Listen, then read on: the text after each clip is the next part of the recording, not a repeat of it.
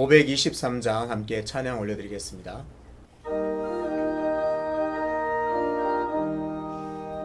모든 죄악 길에서 목자 없는 양같이 모든 사람 길 찾아 헤맨다.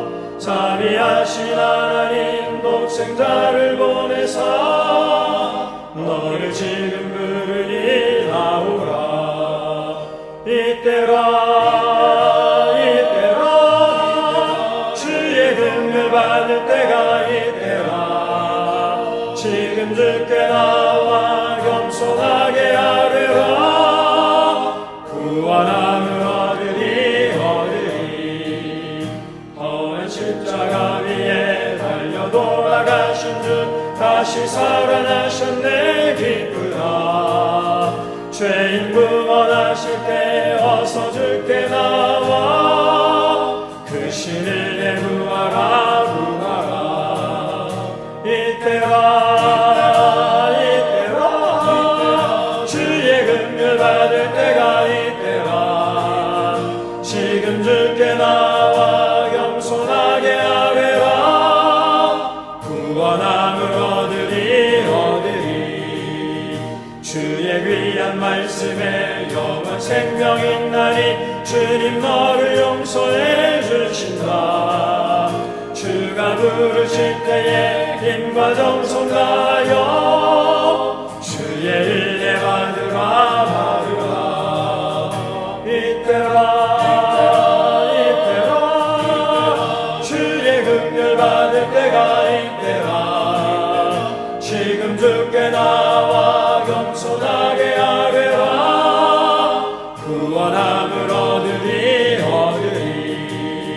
세월 빨리 흐르고 세상 친구 가는데 너의 영혼 오늘 밤 떠나고 주의 구원 받으며 천국에서 영원히 주와 함께 살리라. 이때라 주의 긍휼 받을 때가 이때라. 지금 주께 나와 겸손하게 아뢰라. 구원함을 얻으리.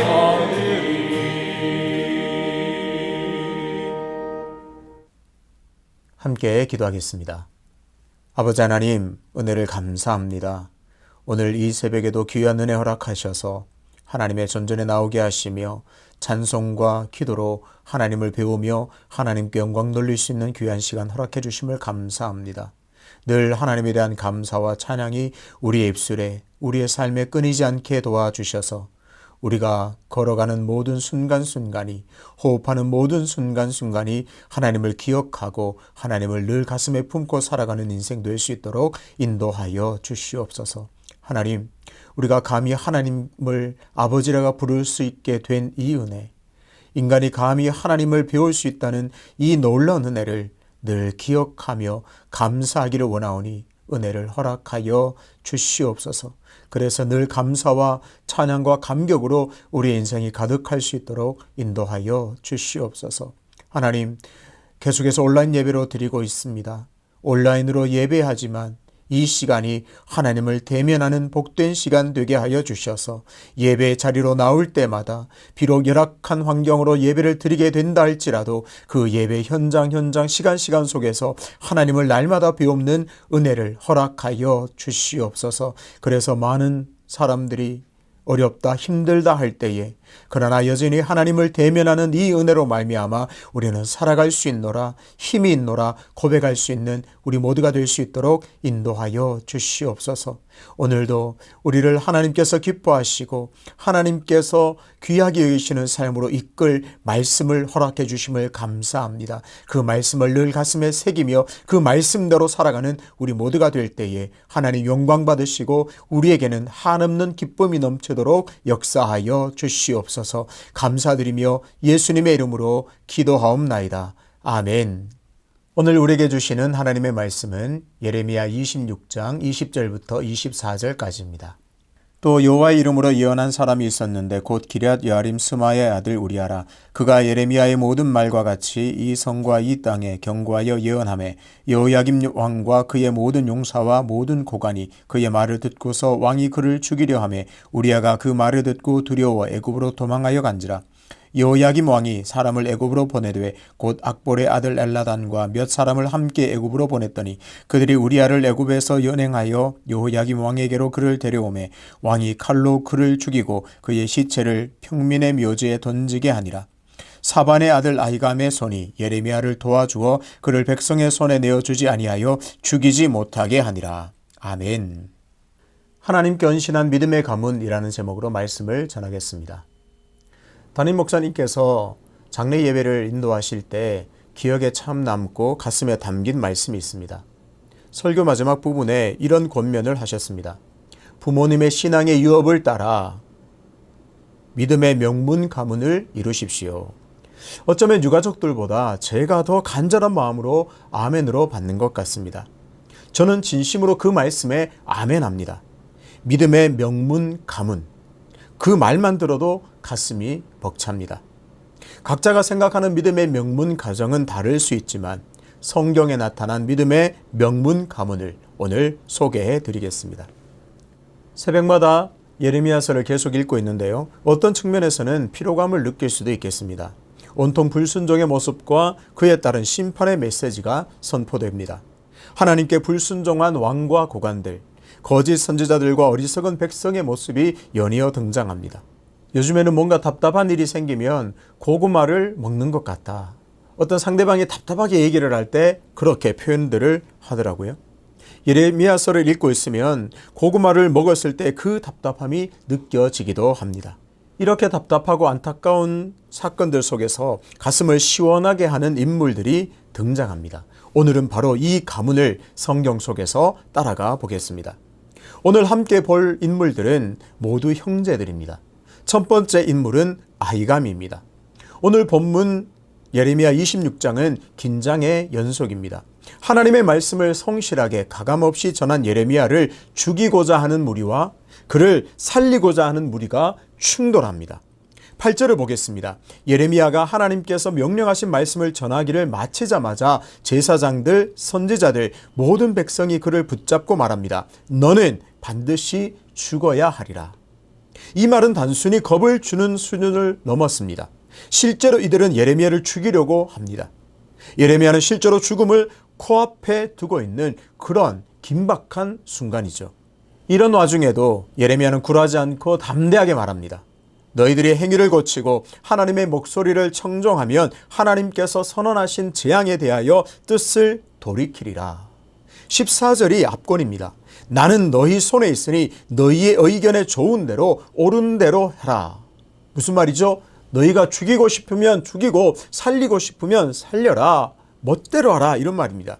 하지만 무죄한 피를 이 성과 이 주민에게 돌릴 것이다. 나는 죽는 것 두렵지 않다는 거죠. 만약 너희의 원대로 나를 죽이고자 한다면, 나를 죽인다면 그 무죄한 피를 이 성과 주민에게 돌릴 것이라 그렇게 담대하게 말하고 있습니다.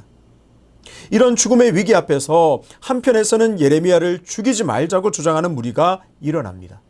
이들은 히스기야 때의 미가 선지자와 또 여호야김 왕 때의 우리야 선지자를 예로 들어서 설득합니다. 히스기야 때에 미가는 예레미야와 같은 똑같은 그 내용의 말씀을 선포했지만 히스기야는 결국 그 말씀을 듣고 철저하게 회개합니다. 그 삶을 돌이켰더니 하나님께서 은혜와 복을 주셨습니다. 하지만 여호야김 왕은 우리야를 애굽까지 쫓아가서 잡아와서는 결국 그를 죽였습니다. 만약 예레미야를 죽인다면 그것은 우리의 생명을 해롭게 하는 것이라 말하면서 예레미야를 살려야 한다고 주장하고 있습니다. 이처럼 한쪽에서는 예레미야를 죽여야 한다고 말하고 실제로 죽이려고 하고 있습니다. 그리고 다른 한쪽에서는 예레미야를 살려야 한다고 목소리를 높입니다. 삶과 죽음이라는 이 극도의 긴장은 24절에서 완전히 해소됩니다. 성경 읽어나가면 어쩌면 예레미야가 죽을지도 모르겠구나. 그러면 신라 같은 희망이 있지만 그래도 예레미야가 살 수도 있겠구나. 극적인 이런 긴장이 계속해서 이어집니다. 26절을 제가 읽습니다. 사반의 아들 아히감의 손이 예레미야를 도와주어 그를 백성의 손에 내어주지 아니하여 죽이지 못하게 하니라. 결론이 나왔습니다. 결국 예레미야는 아히감을 통해서 살림을 받습니다. 죽지 않고 살게 되었습니다. 결국 죽음의 위기에서 아히감이 나타나서 예레미야를 살려냅니다. 백성들에게 내어주지 아니하여 보호하였다는 말이죠. 백성들이 그를 잡아다가 죽이지 못하게 함으로 예레미야를 살려냈다는 말입니다. 아히감은 이처럼 예레미야를 죽음에서 살려낸 믿음의 사람, 의인이라 할 수 있습니다. 그가 한 일을 읽고 있으면 마치 한여름 무더위 속에서 얼음 냉수를 마시는 것 같은 뭔가 시원한 그런 느낌을 받게 됩니다. 두 번째 인물은 그마랴입니다. 예레미야는 후반부로 갈수록 더 환영받지 못하고 핍박이 더 강해집니다. 예레미야가 설 자리가 없어지는 것이 당연합니다. 하나님께서는 그런 와중에 예레미야에게 일러준 모든 말씀을 기록하여 책으로 만들라 명령하십니다. 그리고 그것을 더 많은 백성들에게 낭독하게 하여 하나님의 말씀을 듣게 하라고 하십니다. 예레미야 36장에서 예레미야는 바룩을 불러서 하나님의 명령을 그대로 따라 행합니다. 하나님의 전한 그 말씀을 불러주면 바룩이 다 적어서 책으로 만듭니다. 책이 다 완성되자 바룩은 예레미야를 대신하여 하나님의 말씀을 낭독합니다. 36장 10절을 제가 읽겠습니다. 바룩이 여호와의 성전 윗들 곧 여호와의 성전에 있는 세문 어귀 곁에 있는 사반의 아들 서기관 그마랴의 방에서 그 책에 기록된 예레미야의 말을 모든 백성에게 낭독하니라. 36장에서 바룩이 하나님의 말씀을 선포하는데요. 8절에서 낭독하는데 반응이 없습니다.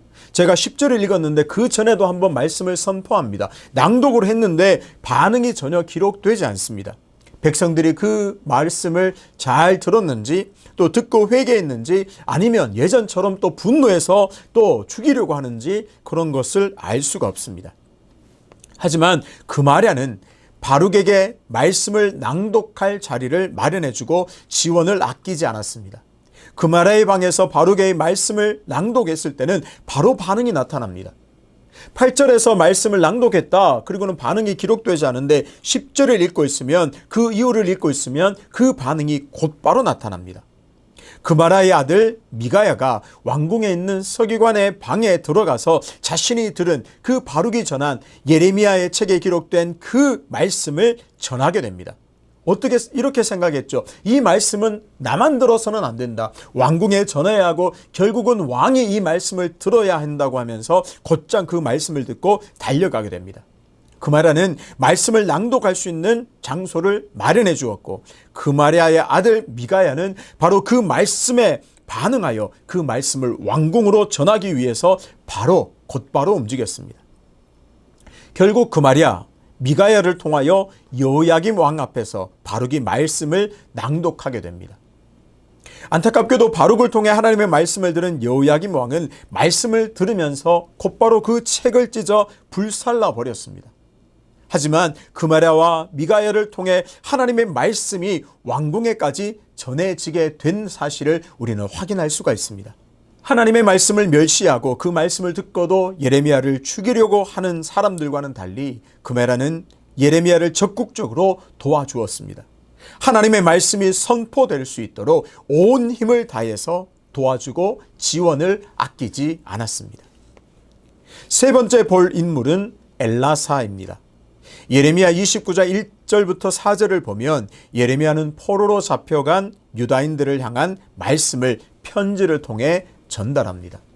포로로 민으로 비참한 삶을 살아가고 있는 힘든 삶을 살아가고 있는 그 포로민들에게 예레미야는 하나님께서 전한 그 말씀을 편지로 기록해서 전하게 됩니다.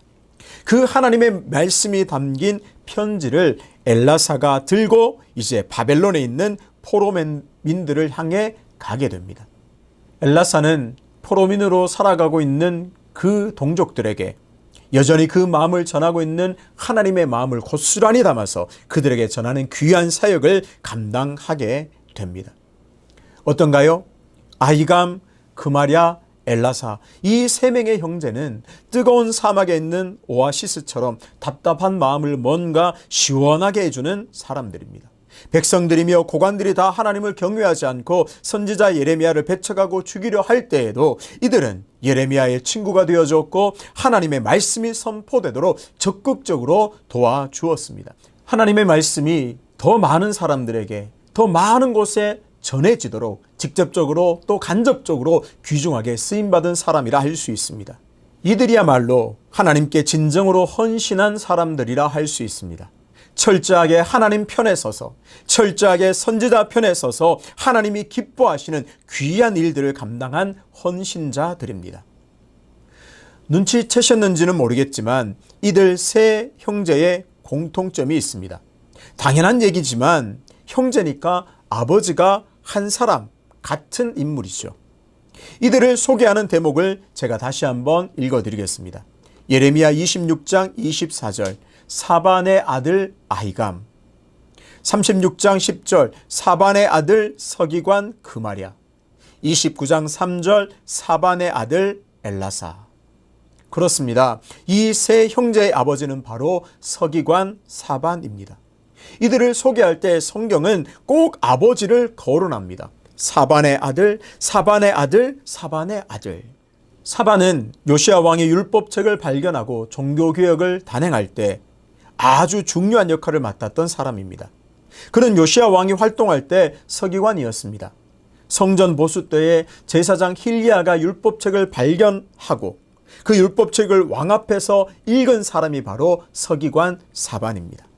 사반은 요시야 왕이 죽은 후에도 계속 하나님의 말씀을 붙들고 말씀을 기억하면서 살았다고 볼 수 있습니다. 그 아들들의 삶을 보면 알 수 있습니다. 그 세 아들이 철저하게 하나님의 말씀에 반응하고 하나님께서 기뻐하시는 일을 계속해서 감당한 것을 보면 알 수 있습니다. 사반의 가문이야말로 믿음의 명문 가문이라 할 수 있습니다. 요시야가 종교 개혁을 일으킬 때 아주 중요한 역할을 맡았습니다. 그 아들들은 예레미야가 말씀을 전할 수 있도록 온 힘을 다해 도와주었습니다. 뿐만 아닙니다. 그 손자들까지도 하나님께 헌신한 자들이었습니다. 남유다가 멸망당한 후에 유다 총독이 되었던 그달랴도 아히감의 아들입니다. 바룩의 손자가 되죠. 바룩이 전한 말씀을 왕궁에 전한 미가야도 그마랴의 아들입니다. 아들이며 손자들까지 한 마음으로 하나님을 경외한 것을 확인할 수가 있습니다. 담임 목사님께서 믿음의 명문 가문을 이루라는 말씀을 선포하실 때 아멘으로 받았습니다. 그리고 기도 제목이 생겼습니다. 하나님, 우리 가정이 믿음의 명문 가문이 되게 하여 주시옵소서. 그리고 그 기도가 구체적으로 한 걸음 더 나아가게 되었습니다. 하나님, 사반의 가문처럼 하나님께 헌신하여 하나님의 기쁨이 되는 믿음의 명문 가문이 되게 하여 주시옵소서. 자녀 손들까지 계속해서 하나님께 헌신한 하나님의 마음을 기쁘시게 해드리는 그런 믿음의 명문 가문이 되게 하여 주시옵소서. 이것이 오늘 저의 기도가 되었습니다. 사반의 가문이 믿음의 명문 가문이 될 수 있었던 이유는 발견된 그 율법책, 하나님의 말씀을 늘 가까이 했기 때문입니다. 사반이 그 하나님의 말씀을 가슴에 품고 후손들에게 그대로 이어주었기 때문에 이런 믿음의 명문 가문이 될 수가 있었습니다. 사랑하는 수유제의 교회 성도 여러분, 이 시대에 저와 여러분이 사반처럼 말씀을 굳게 붙들고 그 말씀을 잘 전수하여 믿음의 명문 가문을 이루게 되시기를 바랍니다. 그래서 귀하게 하나님께 쓰임받는 자녀 손 대대로 하나님께서 귀 보시고 기뻐하시는 가문 되시기를, 믿음의 명문 가문을 이루게 되시기를 주님의 이름으로 축복합니다. 아버지 하나님, 예레미야서를 읽을 때 답답했던 마음들이 이들 믿음의 세 형제를 읽을 대목에서는 가슴이 시원해지고 답답했던 마음들이 뻥 하고 뚫리는 것 같아 참 감사합니다. 사반의 아들을, 사반의 믿음의 그 가문이 하나님을 마음을 시원하게 해드리며 하나님을 기쁘시게 해드리는 것처럼, 그래서 역사가 그런 믿음의 가문이라 인정하는 것처럼 우리도 말씀을 굳게 붙들고 말씀을 전수하는 일에 온 힘을 기울일 때에 믿음의 명문 가문을 이루어 하나님을 기쁘시게 해드리는 복된 가정들, 가문들 될 수 있도록 은혜의 은혜를 더하여 주시옵소서. 연하여 주님 가르치신 기도로 기도하오니 하늘에 계신 우리 아버지, 아버지의 이름을 거룩하게 하시며 아버지의 나라가 오게 하시며 아버지의 뜻이 하늘에서와 같이 땅에서도 이루어지게 하소서. 오늘 우리에게 일용할 양식을 주시고 우리가 우리에게 잘못한 사람을 용서하여 준 것 같이 우리 죄를 용서하여 주시고 우리를 시험에 빠지지 않게 하시고 악에서 구하소서. 나라와 권능과 영광이 영원히 아버지의 것입니다. 아멘.